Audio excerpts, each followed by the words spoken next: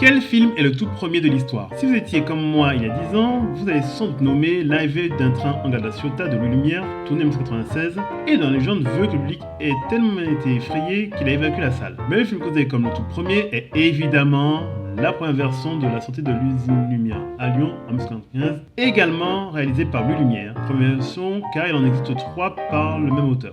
Mais le cinématographe n'est pas le premier appareil qui permettait de profiter des images animées.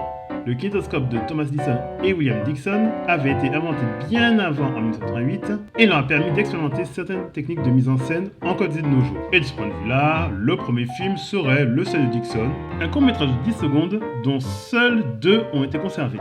Mais ça ne s'arrête pas là. En effet, d'autres historiens considéraient que les scènes de films de 1980 d'une scène au genre de Roundhay du photographe Louis Le Prince serait le premier film entre guillemets, mais c'est une succession d'images fixes par chronophotographie sur un même fond et qu'il a été animé en 1930. Le débat reste ouvert, surtout entre les films d'Edison Dixon et celui des Lumières, au sujet duquel de leur film doit être considéré comme le point de départ du cinéma. Enfin, il ne faut pas oublier Pauvre Pierrot, le tout premier film d'animation sorti en 1992, et The Corbett Fitzsimmons Fight, le tout premier long métrage sorti en 1997, mais dont il ne reste que 19 minutes sur 1h40 de film.